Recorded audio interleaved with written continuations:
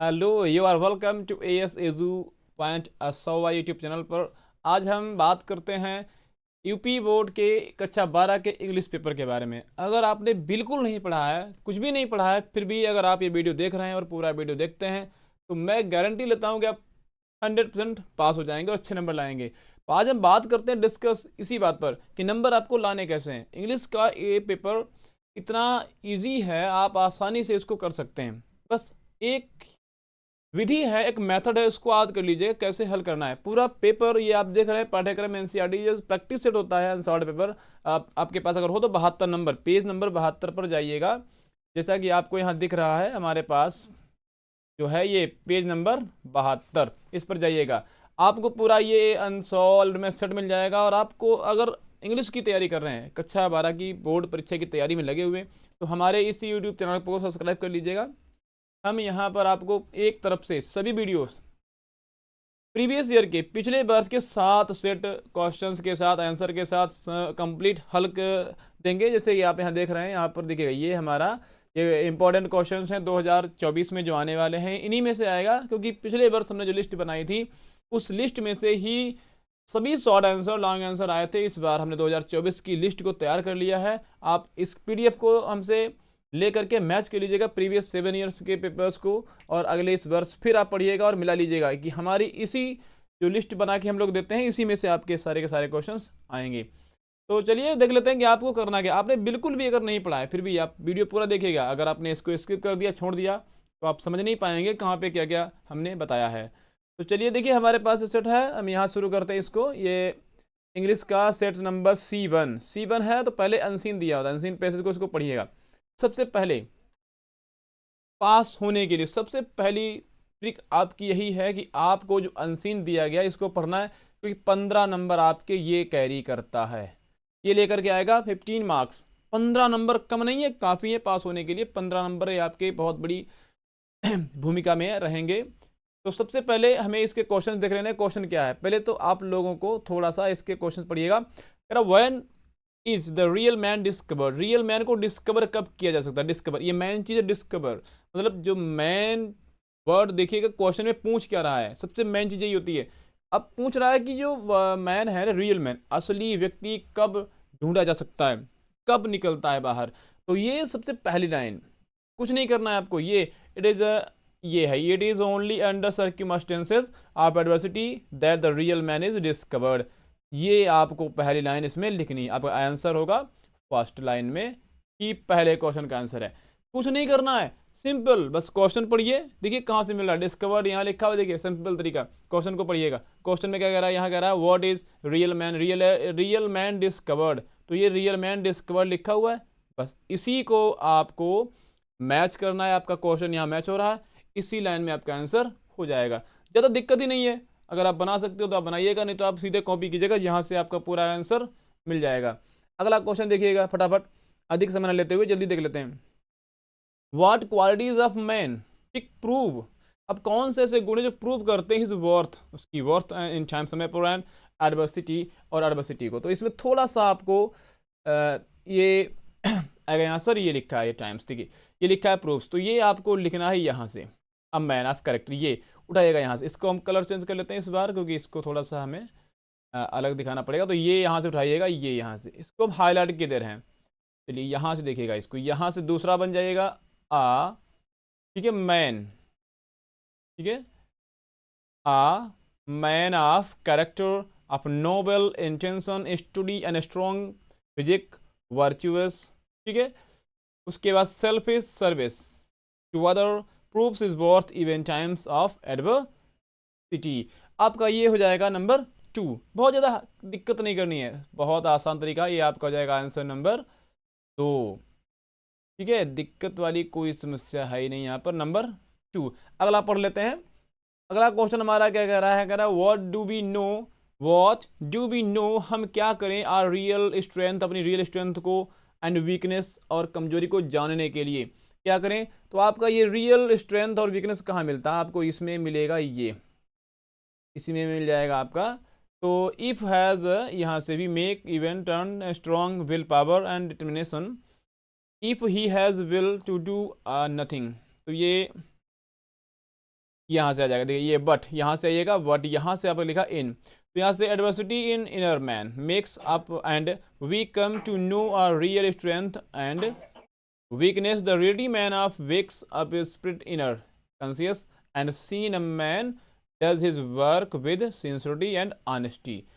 इस तरीके से वीकनेस कहाँ से आएगी, such attributes can not admit an evil and action in their life. तो ये दोनों क्वेश्चन आपको यहीं से लिखने हैं। उसके बाद आपका जो अगला क्वेश्चन है, इसमें दिया गया समरी। जो समरी आपकी लिखी हुई है ये समरी, इसका मतलब इसका सारांश, जो पैसेज आपको दिया गया है इसका आपको पूरा सारांश लिखना है। सिर्फ इसको समझ लीजिएगा इसमें क्या बोला गया है, और 5 से 6 लाइन में लिखना है। समरी का मतलब पूरा छाप दो, ये नहीं करना है, आपको जितना बताया गया है उतना ही करना है। सारांश जो बताया गया है वही लिखना है, 100% आपका करेक्ट हो जाएगा। बस आप उसमें मेन पॉइंट देखिएगा इसमें किस पर कहा गया। तो इसमें कहा गया व्यक्तित्व की हिम्मत पर, यानी करेजियस, साहस पर बात हुई है, जो हम लोग कर नहीं पाते हैं, जिसके लिए हम डरते हैं करने से। तो पूरा आपको वही बताना है कि जो यदि हम लोग करने की हिम्मत करेंगे तो ऐसा कुछ भी नहीं है जिसे हम नहीं कर सकते। और कमज़ोर लोगों की आदत होती है कि वो डरते हैं पहले से ही करने से। इतना ही है। उसके बाद अगला क्वेश्चन दिया गया है मिस फॉर्चून। अब मिस फॉर्चून का सेम वर्ड क्या होता है, मिस फॉर्चून का मतलब दूसरा मीनिंग क्या होता है। तो दूसरा मीनिंग आपको पैसेज में मिल जाएगा, एडवर्सिटी ये लिखा हुआ है, ये एडवर्सिटी लिखा हुआ है। तो ये आपको कुछ नहीं करना है, हम इसमें ही पैसेज में आपको बता दे रहे हैं। ये जो लिखा हुआ है पैसेज में ही आपको मिल जाएगा। एडवर्सिटी होता है, ये लिखा हुआ है एडवर्सिटी, ये एडवर्सिटी ये लिखा ये है मिस फॉर्चून का सेम वर्ड वाला शब्द, ठीक है। तो इसको आपको ढूंढ के लिखना है। जैसे दुर्भाग्य होता है, एडवर्सिटी मीन्स भी आपत्ति होती है, मेरी दिक्कत और कष्ट होता है। एंटोनिम वाइस का मतलब होता है बुराई, वाइसेस मीन्स होता है बुराई, तो इसका उल्टा जाएगा क्वालिटी, ठीक है। इसका जो एंटोनिम आएगा वो आएगा क्वालिटी, वो इसी में मिल जाएगा आपको। क्वालिटी कहीं ना कहीं पर लिखा है। आपका समय बचाने के लिए हम थोड़ा सा इसको अपने पास लिख दिए, वैसे क्वालिटी इसमें मिलेगा। चलिए अगर आपको दिक्कत हो रही हो तो हम बता दें आपको, क्वालिटी इसमें आ जाएगा डिटर्मिनेशन मेक्स स्ट्रॉन्ग, ये लिखा है वर्च्यू, ये क्वालिटी नहीं दिया वर्च्यू दिया है, वर्च्यू यहाँ से लीजिएगा, ये वर्च्यू वॉइस का एंटोनिम है, ठीक है, ये वाला। तो यहाँ पर आप वर्च्यू भी लिख सकते हैं, क्वालिटी भी लिख सकते हैं, लेकिन आपका पैसेज में पूछा गया तो आप वर्च्यू यहाँ पर लिखे देते हैं।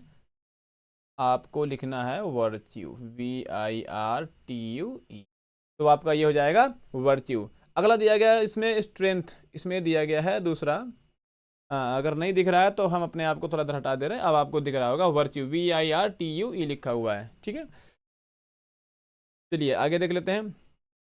अगला दिया गया what is the nature of the sentence. अब ये सेंटेंस दिया गया, इसका नेचर क्या है, नेचर का मतलब ये किस फॉर्म में है, इसका रूप क्या है। तो ये दिया गया इफ, याद रखिएगा एक फार्मूला है इसका, हम आपको बता दें। अगर सेंटेंस शुरू हो इफ से, याद रखिएगा इफ से शुरू हो, या ऐसा कोई कंजंक्शन जिसमें की निकले, की या यदि, ये की क्या, इस तरीके से अगर ये सिचुएशन बनती है कि क्या या यदि, तो वो सेंटेंस होता है कॉम्प्लेक्स, तो सेंटेंस होता है वो कॉम्प्लेक्स।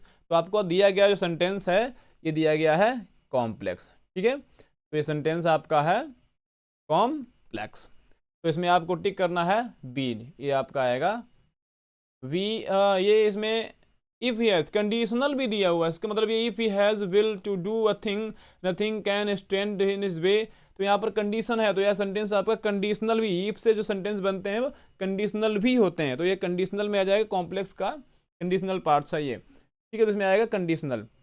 आगे पढ़ जाते हैं, ये आपको पढ़ना है पूरा पैसेज है, सेम करना है आपको, चाहे ये कर लीजिए चाहे वो कर लीजिए, आपको 2 दिए जाएंगे अथवा करके, तो एक ही करना है आपको आंसर। अगर आपने पहला किया है तो आपको दूसरा ये छोड़ देना है, ये नहीं करना है, आपको एक ही करना है, ठीक है। वैसे अगर ये करना पड़े तो इसमें कोई दिक्कत नहीं है। What should be the aim of education, education का उद्देश्य क्या होता है, ऊपर दिया हो उसमें दिया होगा, सारे पैसेज आपको उसमें मिल जाएंगे। जहाँ पे आपको एम लिखा हुआ मिल जाए, एजुकेशन मिल जाए, वहीं से आपका इसका आंसर होता है। जहाँ पीपल थिंक एजुकेशन लिखा होगा वहीं आपका इसका मिल जाएगा। ये अपने पास से लिखना पड़ता है। फुल्ली क्या है, फुल्ली LLY दिया हुआ है तो ये एडवर्ब है, तो हमारा एडवर्ब में टिक कर दीजिएगा, इसमें सिंपल है। अगर आपको ये करना है तो इसमें कोई दिक्कत नहीं है। आगे जाइए, यहाँ से आर्टिकल लिखना है, right an article on any one of the, इसमें किसी एक पर आर्टिकल लिखना है, कोई भी एक चैप्टर उठा लीजिए, चाहे वर्ल्ड कप T20, ठीक है, 2021 वाला, इस पर लिख दीजिएगा। इस पर आपको ज़्यादा लिखना ही नहीं है, 100 वर्ड्स में लिखना है। 100 से 150 मतलब 150, तो 200 120 हो जाए बस, ज़्यादा नहीं लिखना है, इससे ज़्यादा मत लिखिएगा। अगला इफोर्ट, आप कंट्रोल पोल्यूशन, पोल्यूशन को कैसे रोक सकते हो। पोल्यूशन मतलब प्रदूषण को कैसे रोका जा सकता है, ये बहुत इंपॉर्टेंट है। हिंदी में भी आता है, अंग्रेजी में भी आता है, कभी कभी तो साइंस में भी पूछ देते हैं, तो इसको याद रखिएगा। एक तो हो गया हमारा जनसंख्या यानी पॉपुलेशन एंड पोल्यूशन, कोविड-19 ये मोस्ट इंपॉर्टेंट है। और ये वीमेन एजुकेशन, ये भी एक मोस्ट इंपॉर्टेंट, पिछले वर्ष पूछा गया था वीमेन्स एजुकेशन, ये लास्ट ईयर पूछा था परीक्षा में, तो इसको याद कर लीजिएगा, ये बहुत इंपॉर्टेंट है। अगर आपको नहीं पता है, आपके पास नहीं है, तो कमेंट कीजिएगा यूट्यूब के हमारी इसी लिंक पर, हम आपको पीडीएफ फाइल उपलब्ध कराएंगे अगले वीडियो में, ठीक है। अगर आपके पास किसी प्रकार का कोई शॉर्टेज है तो बताइएगा, हम उसको अगले वीडियो में मेंशन कर देंगे और आपको पीडीएफ फाइल व्हाट्सएप द्वारा भिजवा देंगे। चलिए अगला हमारा सेक्शन ये दिया गया है, इसमें लेटर या कंप्लेंट लेटर लिखना है। कंप्लेंट करनी है related to the deputy commissioner of the police. Deputy मतलब डीसीपी को लिखना है, डीसीपी को लिखना है ट्रैफिक डिस्क्राइबिंग के लिए प्रॉब्लम ऑफ ट्रैफिक जैम, जहाँ पर बहुत ज़्यादा ट्रैफिक जाम लग जाता है due to encroachment done by the shopkeeper, जहाँ पर शॉपकीपर बहुत शोर शराबा करते हैं। रिक्शा है, रिक्शा पुलर हैं, और वेंडर्स मतलब विक्रेता ठेला वाला गाड़ी नहीं होते 4 पहिए वाले जो धक्का धक्के चलाए जाते हैं, वो वाले टाउन में रोज़ उनके इनक्रोचमेंट होता है, बहुत ज़्यादा भीड़ भाड़ होती है, इसलिए ट्रैफिक को बहुत ज़्यादा समस्या करनी पड़ती है। इस पर आपको लिखना है और आपका पता दिया गया है। अगर आप लड़के हैं, लड़का है कोई, बॉय हैं, तो आप लिखेंगे संतोष, और अगर आप गर्ल्स हैं तो लिखेंगे आप संजीनी और ये संतोष। तो ये आपका एड्रेस रहेगा। एड्रेस आपको अगर लेटर लिखना आता है तो ठीक, अगर नहीं आता है तो आप हमारे वीडियो दिए गए हैं, इसमें हमने सेक्शन ZV, आप पिछले वर्ष का पेपर ZV हमारे इसी पर लिंक मिल जाएगा यूट्यूब पर, वहाँ से देख लीजिएगा। उसमें लेटर्स, आर्टिकल्स, सब कुछ हमने सेंट्रल आइडिया, लॉन्ग आंसर पूरा दिया है, आपको कंप्लीट मिल जाएगा। चलिए आगे बढ़ जाते हैं। अगला हमारा दिया गया सेक्शन C। अब हम इस सेक्शन C पर जो ग्रामर का है, इस पर थोड़ा सा विस्तृत में देख लेते हैं। ठीक है, ये सेक्शन C है, ये बहुत ही महत्वपूर्ण है। इसमें आपको 2 मार्क्स मिलते हैं 1 क्वेश्चन के। कुछ रटना भी नहीं है, बस समझना है कि इसको टिक कैसे करना है। बिल्कुल, अगर कतई नहीं पढ़ा है आपने फिर भी टिक कर सकते हो, थोड़ा सा सेंस, क्योंकि कुछ तो वर्ड मीनिंग आते ही होंगे, कम से कम तो मीनिंग्स पता ही होते हैं। जो पता होते उन्हीं में से आपको सेंस लगाना है कि ये वाला इसका है या नहीं है। जैसे दिया गया कैपेबल, इनकैपेबल। इनकैपेबल का मतलब होता है असक्षम, जो सक्षम नहीं है ऑफ बीइंग डिफीटेड, हराए जाने में। ऐसा व्यक्ति जिसको हराया नहीं जा सकता, जिसे हराया नहीं जा सकता, जो हारता ही नहीं है, तो उसे क्या बोलते हैं, वरिंग, चिंतित, जो चिंता करता है, या फिर इंसल्टिंग, जिसका जो अपमानित होता है। में इंसल्टिंग भी दिया है, इंसल्टिंग का मतलब होता है अपमानित व्यक्ति, तो इंसल्टिंग तो नहीं है। डिफीटेड का मतलब होता है हारा हुआ, तो ये भी नहीं है। अब जिसको नहीं हराया जाता उसको बोलते हैं अजेय, तो अजेय का मतलब होता है इनविसिबल, इनवेंसिबल। इनवेंसिबल मीन्स होता है अजेय, तो आपका करेक्ट जो मीनिंग होगा ये होगा अजेय, ठीक है। तो इसमें पहला विकल्प आपका करेक्ट है, फर्स्ट नंबर आपको टिक करना है। अगला दिया गया है हमारा और करके। अब आपको एक ही करना है, इसमें 2 दिए जाते हैं, ये प्रैक्टिस है तो 2 दिए गए, लेकिन एग्जाम में आपका एक ही आएगा, एक ही आता है, ठीक है, 2 नहीं आते हैं। तो इसमें आएगा लिस्ट ऑफ बुक्स, जो बुक्स की लिस्ट होती है उसे बोलते हैं कैटलॉग, ठीक है। ये इसमें पहला ही सही दिया है, तो क्योंकि इंडिसेस नहीं होता है, मोनोटोनी नहीं होता है, ऑर्डरली नहीं होता है, तो आपका पहला आएगा कैटलॉग। कैटलॉग का मतलब होता है किताबों की एक सूची, ठीक है। तो अगला दिया गया टू बर्न। अगला हमारा विकल्प दिया गया है टू बर्न द हैच। वर्न का मतलब होता है दफनाना, वरी करना, वरी द हैच है। वरी मीन्स होता है दफन करना, खत्म करना, तो यहीं पर इसे खत्म करो। हैच मतलब होता है हैचड, ये हैचड है, हैचड का मतलब होता है कुल्हाड़ी यानी फरसा, जो फरसा उसको दफन कर दो, बंद कर दो, डाल दो। तो यहाँ पर इसका मतलब होता है झगड़े को शांत करना, ठीक है। टू एरोगेट मीन्स होता है गुस्से में किसी को लाना, क्रोधित करना। To worry someone in the grave, किसी को कब्र में दफनाना, तो कब्र में तो नहीं दफना रहे हो। इसमें इंस्पायर समवन, किसी को प्रेरित करना, तो प्रेरित भी नहीं करना है। इसका मतलब है झगड़े को शांत करना, तो झगड़े को शांत करने के लिए आप काम डाउन द डिस्प्यूट्स, झगड़े जो वाद विवाद हो रहा है उसे शांत करना है। अगला हमारा दिया गया है to pocket an insult. To pocket an insult का मतलब होता है अपमान को सहन करना, मतलब किसी ने अपमान किया वो सहन कर गए। इसमें आपका टू स्पेंड पॉकेट मनी मतलब जेब खर्च करना, जेब से पैसे खर्च करना, या फिर होप द बेटर रिजल्ट अच्छे रिजल्ट का आशा, अच्छे रिजल्ट की आशा करना, या टू विंड या टू द वरी चिंता करना। तो इसमें आएगा पहला आपका विकल्प सही है, आपका फर्स्ट वाला इसमें सही है हमारा, to insult the to wear the insult, अपमान को सहन करना। अगला दिया गया है हमारा वर्ड दिया गया है, हर वर्ड 2 मार्क्स का है, आपको दो दो दिए गए, एक एक करना है। प्रैक्टिस के लिए हमने दिए हैं, हमने नहीं दिए, अग्रवाल अनसॉल्व पेपर आता है उसमें दिए गए हैं, उसमें आपको अच्छी प्रैक्टिस के लिए सबसे बढ़िया है आप एक ले लीजिए और हमारे यूट्यूब के माध्यम से या अपने आप प्रैक्टिस कीजिएगा। 100% आप बिल्कुल नहीं पढ़े हैं फिर भी मैं ये गारंटी के साथ कहता हूँ कि आप पास हो जाएंगे, 100% पास हो जाएंगे। फिर प्लेंटी लिखा है, प्लेंटी, प्लेंटी का मतलब होता है अधिकता, यानी बहुत ज़्यादा। में लिखा है मेजोरिटी, मेजोरिटी का मतलब अधिकता होता है, मिनोरिटी मीन्स होता है कम से कम, मीगर मीन्स होता है कम से कम, नथिंग माने था कुछ नहीं। तो इसका जो सबसे सिंपल सिनोनिम का मतलब होता है मिलती जुलती मीनिंग वाला वर्ड, तो मिलती जुलती मीनिंग का मतलब होता है सेम अर्थ वाला, तो इसमें आएगा मेजोरिटी, जिसका मतलब होता है अधिकता। और ये एग्रीकल्चर वाले जानते होंगे कि प्लांटी जब गन्ने की पर्चियाँ नहीं आती हैं तो हम प्लांटी भरते हैं कि मेरे पास बहुत गन्ना है, तो पर्ची वो भेज देते हैं। अगला दिया इनिशियल, इनिशियल का मतलब होता है शुरुआत करना, ठीक है, इसका मतलब होता है आरंभ। अब आपका इनिशियल आरंभ पता हो गया तो इसमें आरंभ की मीनिंग ढूंढनी है। जैसे मान लीजिए बेगिनिंग, बेगिनिंग में शुरू करना होता है, अल्टीमेटली आखिरकार होता है जो अंततः निकलता है, फाइनली इसका मतलब भी आखिरकार होता है अंततः। इन द एंड का मतलब भी होता है आखिरकार, लास्ट में। और दिया गया इनिशियल, मतलब शुरुआत, तो इनिशियल का मतलब होता है शुरू करना, तो आपका विकल्प आएगा पहला। हाँ अभी तक पहले सही निकले सभी। तो अगला देख लीजिएगा, दिया गया है आई सा अ फिश, मैंने एक मछली देखी। चलिए इसको थोड़ा सा हम हटा देते हैं, ये थोड़ा सा घुसा हुआ।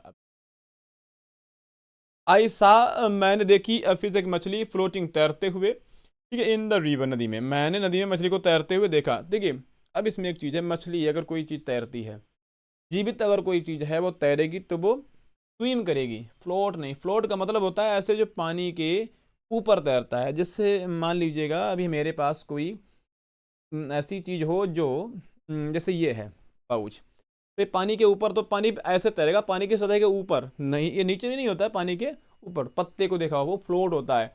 जो स्विम करेगा वो आधा अंदर होगा और ऊपर भी होगा।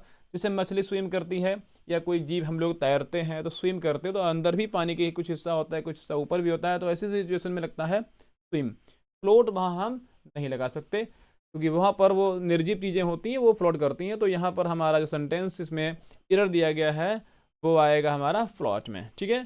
तो फ्लोटिंग नहीं आएगा यहाँ पर, ये एरर आएगा इसमें नंबर 3, क्योंकि दा तो सही लगा हुआ, ऑफिस मैंने मछली एक देखी, ठीक है। इन द रिवर सही है क्योंकि नदी के साथ दा लग जाता है, ठीक है। अगला देखिएगा एक्सपेंडाइट, एक्सपेंडाइट मीन्स एक्सपेडाइट है, एक्सपेडाइट, एक्सपेडाइट मीन्स होता है किसी चीज़ की गति बढ़ाना, चीज़ की गति बढ़ाना। तो ये स्लो डाउन का एंटोनिम लगाना, याद रखिएगा एंटोनिम।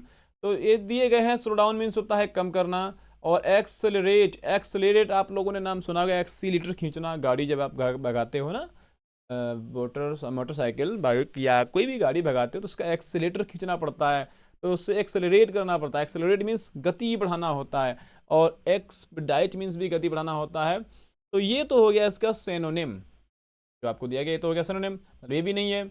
स्पीड का मतलब तो स्पीड जानते हैं आप, स्पीड बढ़ाना होता है गति, तो ये भी नहीं है। इंक्रीज का मतलब भी बढ़ाना होता है, तो इसका मतलब ये भी नहीं है, क्योंकि सब बढ़ाने के अर्थ में लगे हुए हैं। और आपको इसका एंटोनिम लिखना है जो इसका उल्टा होगा वो स्लो डाउन, इसका मतलब होता है धीमा करना, तो आपका जाएगा स्लो डाउन। अगला दिया गया डेरोगेटरी, डेरोगेटरी का मतलब होता है, इसका भी एंटोनिम लिखना है, एंटोनिम इसका मतलब होता है सम्मानित करना। डेरोगेटरी मीन्स सम्मान करना होता है, और इसका उल्टा क्या हो सकता है सम्मान करने का, ठीक है, इसका मतलब रिस्पेक्टिंग, ये भी सम्मान है, आएगा नहीं। ह्यूमिलिएटिंग, विलिफाइंग, सॉरी इसमें तो गलतियाँ हो गई। डेरोगेटरिंग, डेरोगेटरी लिखा है, डेरोगेटरी इसका मतलब अपमानित करना होता है, ये अपमानित करने के लिए लगा हुआ है, सॉरी, इसका सम्मान देना नहीं होता है, ये डेरोगेटरी लिखा है। डेरोगेटरी का मतलब होता है अपमानित करना, तो इसको थोड़ा करेक्शन करना पड़ेगा, इसको ध्यान रखिएगा इस चीज़ का। देखिए, इसका मतलब होता है अपमानित करना, तो इंसल्टिंग लगा हुआ ये तो इसका नहीं, क्योंकि इसका मतलब भी अपमान करना होता है। रिस्पेक्ट, ये सम्मान करना होता है। ये ह्यूमिलिएटिंग, इसका मतलब भी अपमानित करना होता है। उसके बाद दिया है विलीफाइंग, इसका मतलब भी अपमानित करना होता है। तो इसका उल्टा है डेरोगेटरी। डेरोगेटरी का मतलब होता है सम्मानित करने का विलोम शब्द दिया जाएगा हमारा रिस्पेक्टिंग। ठीक है, इसमें सेकंड वाला ऑप्शन आपका सही होगा, इसमें पहला करेक्ट नहीं है, याद रखिएगा इसका, क्योंकि ये सारे के सारे वर्ड अपमानित करने के लिए लगाए गए हैं। और एक चीज़ याद रखिए, जब तीन वर्ड एक जैसे हों तो एक जो अलग होगा वही उसका विकल्प होगा, क्योंकि यहाँ पर ये लगा हुआ है अपमानित के लिए, ये अपमानित के लिए, ये भी है अपमानित के लिए, तो आपका बचा टू वाला ही आपका सही होगा। चलिए आगे बढ़ जाते हैं, देखते हैं अगला हमारा सेंटेंस दिया है, change any one of the following. कोई भी सेंटेंस आपको एक बदलना है, चाहे आप he said God rules and governs all things ये वाला बना लीजिए, चाहे आप ये वाला बना लीजिए। तो देखिए, कोई भी सेंटेंस आप बनाइए, अगर आप ये पहचानते हो कि ये वाला एरिया क्या है, ये इसे क्या बोलते हैं और इसे क्या बोलते हैं, इसमें आपको दो चीज़ याद रखनी है। इसकी एक ट्रिक है, याद रखिएगा। आपको सबसे पहले पहचानना है इन्वर्टेड कॉमास के अंदर जो रिपोर्टेड स्पीच दी गई है वो किस सेंटेंस के फॉर्म में है, assertive, interrogative, negative, affirmative, sorry exclamatory या ऑब्जेक्टिव। आप 5 प्रकार के सेंटेंस में से पहले ये पहचानिएगा जो इन्वर्टेड कॉमास के अंदर रिपोर्टेड स्पीच दी गई है वो किस फॉर्म में दी गई है, किस रूप में है, अफर्मेटिव में है, नेगेटिव में है, इंटरोगेटिव में है, असर्टिव में है या ऑप्टेटिव में है, इंपेरेटिव में। क्योंकि ये सबसे ज़रूरी चीज़ है, क्योंकि इसी के हिसाब से बदला जाता है हमारा रिपोर्टिंग वर्ब। वो रिपोर्टिंग वर्ब के हिसाब से बदलेगा टेंस, लेकिन टेंस के हिसाब से बदलेगी रिपोर्टिंग वर्ब। अगर हमारा मान लीजिए दिया गया सेंटेंस, ये जो हमें यहाँ पर दिया गया है, ये इम्पेरेटिव होता है, ये इम्पेरेटिव होता है, तो यहाँ हम करते हैं सेड को ऑर्डर, रिक्वेस्टेड, सजेस्टेड या एडवाइज्ड में। अगर ये इंटरोगेटिव होती है, ये है अगर हमारा एरिया इंटरोगेटिव होता है, तो हम इसको आस्क्ड में बदल देते हैं, आस्क्ड में बदलते हैं। अगर ये हमारा एक्सक्लेमेटोरी या ऑब्जेक्टिव होता है तो इसे हम बेस्ड, अर्ज्ड, कर्स्ड या फिर वेस्ड, प्राइड में बदलते हैं। ठीक है, तो इस हिसाब से ये पहली चीज़ आपको याद रखनी है। तो दिया गया सेंटेंस हमारा God rules and governs all things, ये देखिएगा ये हमारा असर्टिव है, क्योंकि पहले दिया गया है सब्जेक्ट, फिर दिया गया है वर्ब, उसके बाद दिया गया है हमारा ऑब्जेक्ट। ठीक है, यहाँ थिंग्स ऑल थिंग्स। तो ये चीज़ें ऐसी अगर पाई जाएँ, पहले सब्जेक्ट हो, फिर वर्ब हो, फिर ऑब्जेक्ट आए या कोई प्लेस आ जाए, तो वो असर्टिव सेंटेंस होता है। वहाँ पर आपको सिर्फ सेड को सेड में रखना है और सेड टू को टोल्ड करना है। तो यहाँ पर हो जाएगा सेड का सेड, यहाँ लगेगा आपका दैट, तो यहाँ आपको लगाना है दैट। ठीक है, मतलब दोनों के बीच में आपको केवल दैट जोड़ना है। और यदि ये हमारा दिया गया रिपोर्टेड स्पीच यूनिवर्सल ट्रुथ में है, जो नहीं बदलता है, तो उसमें कोई परिवर्तन नहीं करना होता है, सेम रहेगा। तो सेंटेंस ऐसे ही सेड, ठीक है, that he said that God rules and governs all things, क्योंकि ईश्वर सभी चीज़ों पर शासन करता है और सभी चीज़ों को चलाता है। ईश्वर का सब पर शासन इक्वली होता है। अगला दिया गया ही सेड आई सा दिस मैन लॉन्ग अगो, इसमें भी थोड़ा परिवर्तन करना पड़ेगा। यहाँ पर देखिए, यहाँ लिखा है सेड, तो यहाँ पर ये सेंटेंस टू नहीं है, ये भी असर्टिव, यहाँ दिया गया सब्जेक्ट, यहाँ सेकंड फॉर्म, सिंपल सेंटेंस है, तो यहाँ पर आपको लगेगा पहले दैट, पहले आप लगाएंगे दैट। ठीक है, याद रखिएगा। तो यहाँ दैट लग गया। अब आई आपका है फर्स्ट पर्सन, ये चेंज होता है अकॉर्डिंग टू ही से, तो यहाँ भी हो जाएगा ही। ठीक, यहाँ हो जाएगा ही। उसके बाद लिखा है सेकंड फॉर्म, अगर सेकंड फॉर्म दी हो तो वहाँ लगाना पड़ता है हमें हैड, तो वहाँ लगाना पड़ता है हैड, प्लस दिस का हो जाएगा हैड, सी का हो जाएगा सीन, दिस का हो जाएगा दैट, और मैन का मैन ही रहेगा, लॉन्ग का हो जाएगा बिफोर। ठीक है, यहाँ हो जाएगा बिफोर, या लॉन्ग अगो भी रख सकते हो, उसमें कोई दिक्कत नहीं है। लॉन्ग अगो भी कर सकते हो, उसमें कोई दिक्कत नहीं है। अगर यहाँ पर लगाना चाहो तो बिफोर या लॉन्ग अगो भी लगा सकते हो, इसमें कोई समस्या वाली बात नहीं। इस तरीके से बनेगा ये। तो डायरेक्ट इनडायरेक्ट बहुत सिंपल होता है। अगर ये नहीं पता है तो हम आपको एक और बार इसको बना समझा देंगे, क्योंकि इसमें हमारे पास जो पेपर है तो थोड़ी चीज़ इसमें लिखने में समस्याएं बन जाती हैं, लिखने में दिक्कत होती है, तो खैर इसमें कोई दिक्कत वैसे नहीं होगी। अगला दिया गया है सिंपल सेंटेंस, ही गेव देम हिज एडवाइस। एक कॉमा नहीं लगेगा यहाँ पर, ये गलती से लगा रखा है इन्होंने, और यहाँ पर भी कॉमा नहीं लगाना है, ऐसे ही बनाना है आपको। तो he gave them his advice, he help them liberally. इसको सिंपल करना है। सिंपल का मतलब ये एक सब्जेक्ट होना चाहिए, एक फाइनाइट वर्ब, ठीक है, और एक बाकी ऑब्जेक्ट हो सकते हैं, सब्जेक्ट और एक फाइनाइट। फाइनाइट का मतलब वो वर्ब जो सब्जेक्ट और टेंस के हिसाब से बदलती है, वो एक ही होनी चाहिए, जो सेंटेंस में सब्जेक्ट और वर्ब के हिसाब, मतलब सब्जेक्ट और टेंस के हिसाब से चेंज होती है। तो यहाँ पर इसको कर दीजिए गिविंग, गिविंग देम, ठीक, हिज एडवाइस। इसको आप इस तरीके से बनाइएगा, गिविंग, ठीक है, सिंपल सी बात है, giving them, giving them his advice, ठीक है, आसानी से बन जाएगा, ठीक। इस तरीके से सॉरी एडवाइजिंग कर दिया है, ये भी गलत हो रहा है, चलिए इसको हम हटा देते हैं।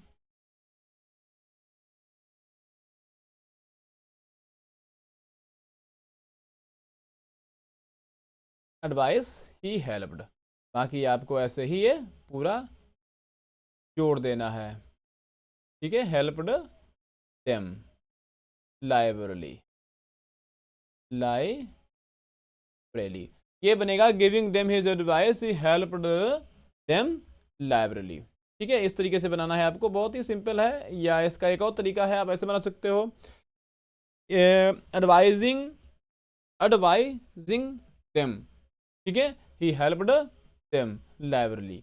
इस तरीके से आप बना सकते हैं।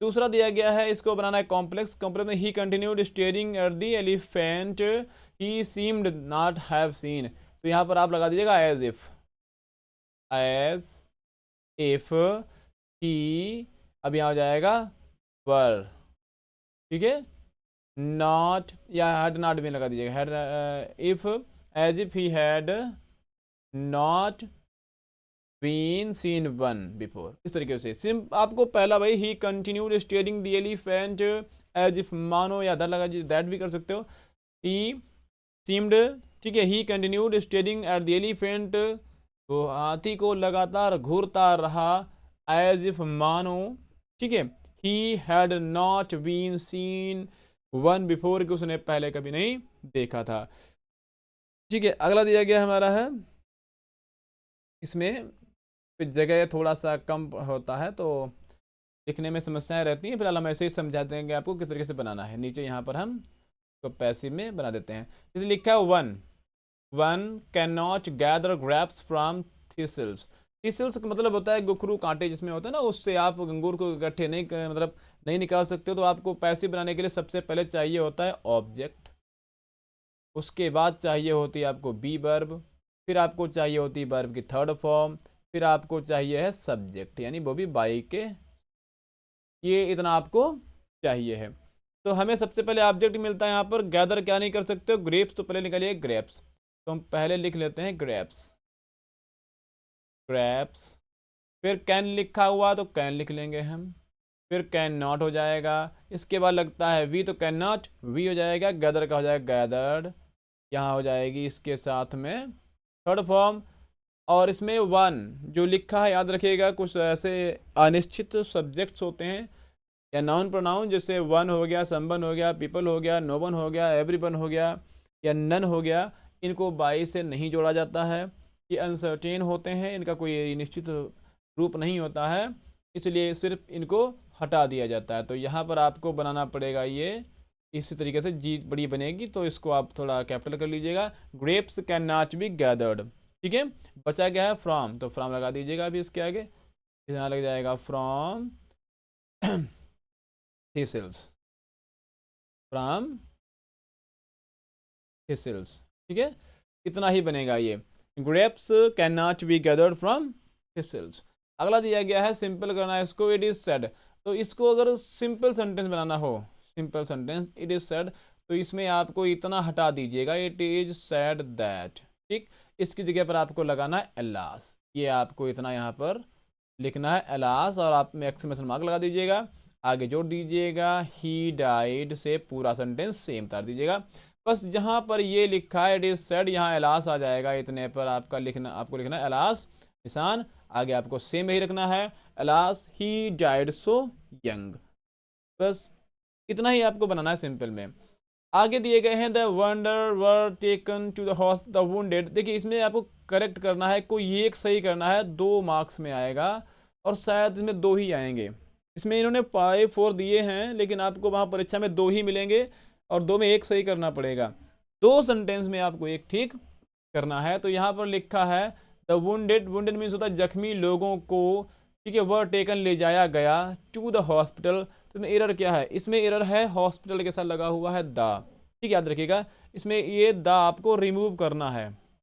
अब रिमूव क्यों करना है, इसके पीछे का एक रीज़न है, जैसे कि जो बिल्डिंग जिस उद्देश्य से बनाई गई हो, जैसे हॉस्पिटल का एक एम होता है इलाज करना, वैसे स्कूल हो गया, कॉलेज हो गया, पुलिस स्टेशन हो गई, जेल हो गई, हॉस्पिटल हो गया, टेम्पल हो गया, इनका जो रीज़न होता है बिल्ड करने का, बनाने का, अगर उसी उद्देश्य से वहाँ पर कोई व्यक्ति जाता है तो उनके साथ दा का प्रयोग नहीं होता है। जैसे यहाँ पर लिखा हॉस्पिटल, हॉस्पिटल का मतलब है बीमार लोगों का इलाज कराना है, तो इलाज के लिए जब वहाँ जाएंगे तो दा नहीं लगाएंगे, अनदर रीज़न से कोई जाएंगे तो वहाँ दा लगेगा। वैसे मंदिर हो गया, अगर पूजा करने जा रहे हो दा नहीं लगाओगे, जेल अगर बंद होने के लिए कैदी को ले जाया जाएगा दा नहीं लगेगा, पुलिस स्टेशन अगर जा रहे हो चोर है बंद होने के लिए दा नहीं लगेगा, ठीक है, स्कूल अगर पढ़ने जा रहे हो तो दा नहीं लगेगा। हाँ, इन जगह पर अगर कोई और रीज़न है जहाँ पर उनका रीज़न वो नहीं है जिसके लिए वो बनाए गए हैं, तो आप वहाँ पर दा लगा सकते हो।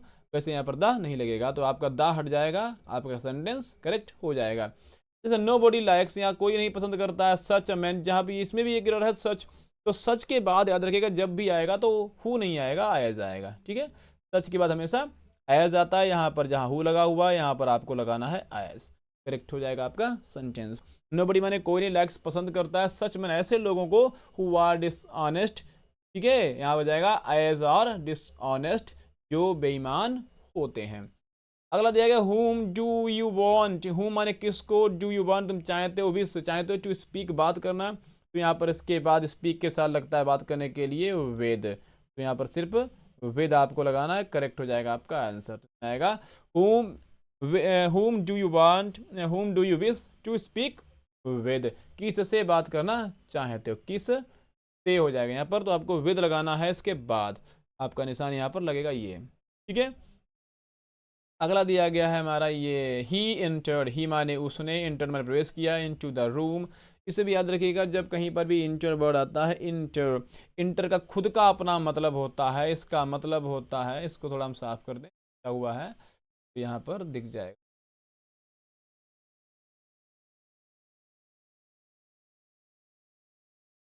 इंटर इसका खुद का मतलब होता है गो इन टू, जब इसके साथ इंटू इसी में समाहित है इंटर के अंदर, तो इसके अलग से इसके साथ इंटू लगाने की आवश्यकता नहीं है, तो आप इसको हटा दीजिएगा, ये हटा दीजिए यहाँ से, इसके साथ आपको लगा देंगे यहाँ पर सिर्फ द, तो जाएगा ही इंटर द रूम, आपका सेंटेंस करेक्ट हो जाएगा। याद रखिएगा इंटर के बाद इन टू का प्रयोग या इन का प्रयोग या टू का प्रयोग नहीं होता है, इनके बाद सिर्फ प्लेस आता है, enter the room, enter the house, या इंटर द कैनल ट्यूनल, जो भी आपका है उसमें सिर्फ इंटर के बाद प्लेस आएगा।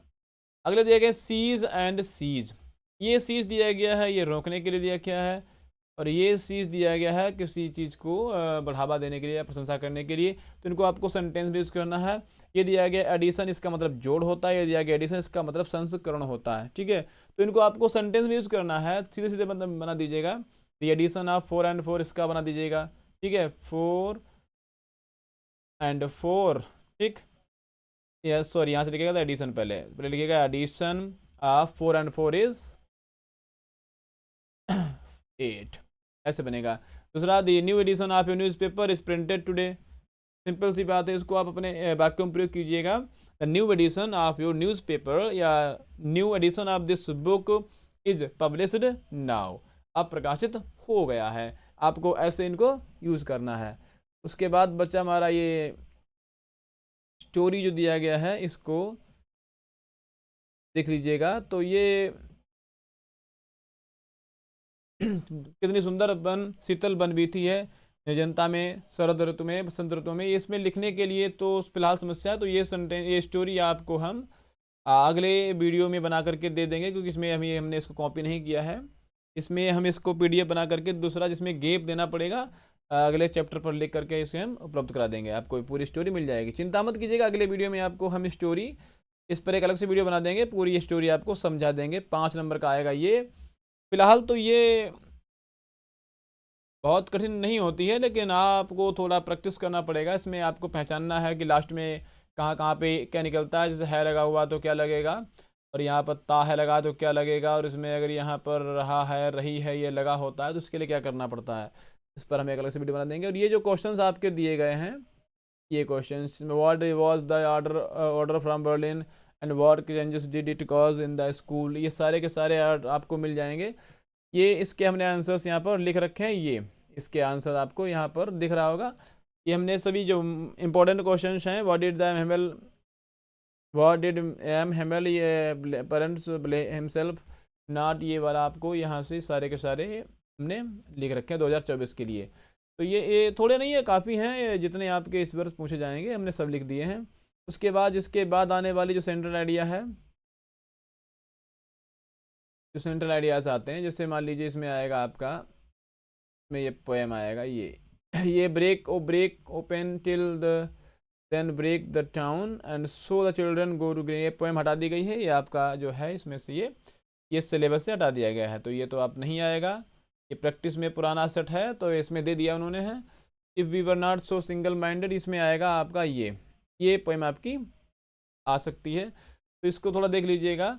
इफ़ वी वर्स नॉट, अगर हम नहीं रहे होते, ठीक है, नॉट सो सिंगल माइंड, इतने ज़्यादा नैरो मस्तिष्क, मतलब एक सिंगल संकीर्ण मस्तिष्क वाले, about keeping our lives moving, अपने जीवन को चलाने के लिए, तो and for once could be nothing, तो फॉर वंस का मतलब एक बार के लिए, कुड डू नथिंग, कुछ भी ना करते, पर शायद ह्यूज साइलेंस, तो बहुत बड़ी शांति हो जाएगी, माइट इंटरप्रेट दिस सैडनेस, जो शायद पूरी उदासी को तोड़ देगी, उदासी जो छाई है उसको तोड़ देगी, ऑफ नेवर अंडरस्टैंडिंग, जो कभी समझ में नहीं आती यार, सिर्फ हमारे खुद के, एंड थ्रेटनिंग, और हम धमकाते रहते हैं यार सिर्फ स्वयं को, विद द डेथ, मृत्यु के भय से, और हम मृत्यु के भय से स्वयं को डराते रहते हैं।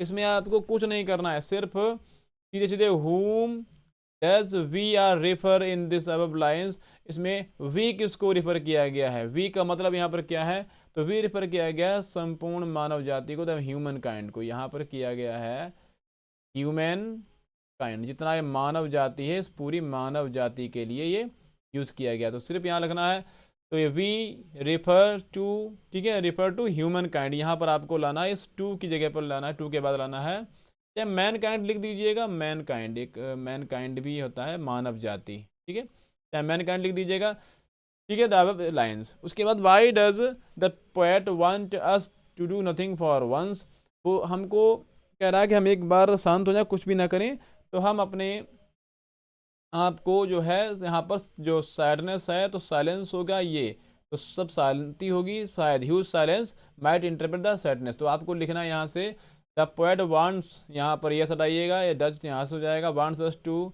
Do nothing for once, because से जोड़ दीजिएगा, ठीक है, कि आगे आपको बिकॉज से जोड़ देना है, बिकॉज, फिर आगे जोड़ दिएगा यहाँ पर because perhaps because a huge silence might interpret this sightedness, कि शायद ये जो उदासी है इसको ये इंटरप्रेट कर दे, तोड़ दे।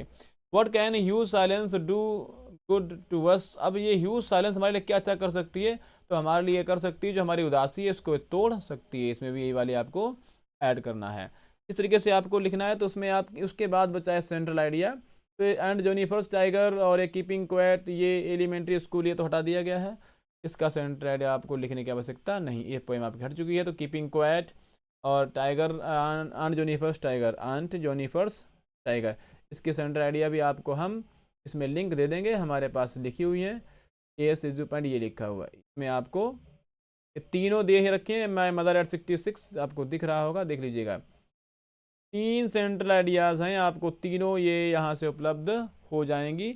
स्क्रीनशॉट अगर आप लेना चाहें तो आप ले सकते हैं, इसको थोड़ा सा हट जाते हैं यहाँ से, अभी थोड़ा ऊपर कर देंगे, स्क्रीनशॉट यहाँ से ले लीजिएगा, और इसको थोड़ा सा हम फॉरवर्ड कर देते हैं, आप इसका भी स्क्रीनशॉट ले सकते हैं। अब आपको यहाँ से स्क्रीनशॉट मिल जाएगा। आपको तीनों सेंट्रल आइडियाज लिख लीजिएगा, बहुत महत्वपूर्ण है और इस वर्ष परीक्षा में पूछी जा सकती हैं। अगला हमारा दिया गया है, उसके बाद आपको लिखने हैं questions. What the importance call did the governor receive when examination was going on in the lesson events terrace on a level. तो ये आपका अब नहीं है, हटा दिया गया है। उसके बाद आइए, what did Bama reach home after school. School के बाद ये भी आपका नहीं है, तो आपका ये आएगा, how did Jack and Roger sneak skunk है, तो ये हटा दिए गए लेसन, ये भी लेसन नहीं है। How did the writer feel on the reaching Antarctica, ये आपका मिल जाएगा, ये हमने उसमें लिख रखा है लॉन्ग आंसर शॉर्ट आंसर में। इसका doctor Sadao's when he decided to help the enemy soldiers. How did the tiger king meet his end, what is, इसके लिए हमने इसमें लिख रखे हैं। ये सारे क्वेश्चन आपको यहाँ से मिल जाएंगे, ये हमने इस पे पूरे क्वेश्चंस लिख दिए हैं। Another spell bound to Antarctica, तो अंटार्कटिका वाला ही जैसे कि लिखा हुआ है, तो इसमें आपको इस तरीके से सारे क्वेश्चन हमने नोट कर रखे हैं, आपको आसानी से मिल जाएंगे। हम इसी में ये पीडीएफ दे देंगे। के बाद ये आपका जो सेट नंबर 2, अगर आप ये हल करना चाहते हैं तो हमारे इस वीडियो को सब्सक्राइब लाइक कीजिएगा, चैनल सब्सक्राइब कर लीजिएगा, नोटिफिकेशन ऑन कर लीजिएगा, ताकि अगला सेट, क्योंकि हम अगला सेट हमारे पास है इसका प्रैक्टिस सेट, ये आप दिख रहा होगा आप लोगों को, सी का पार्ट 2, ये हम सॉल्व कराएंगे अगले वीडियो में। तो नोटिफिकेशन ऑन कर लीजिएगा ताकि आपको वीडियो आते ही मिल जाए, और हम अगला वीडियो लाइव चलाएंगे जिसमें आप हमसे कोई भी क्वेश्चंस भी पूछ सकते हैं और सॉल्यूशन भी आपको उसमें आप डायरेक्ट हमसे ले सकते हैं। तो यहाँ तक वीडियो देखने के लिए थैंक्स।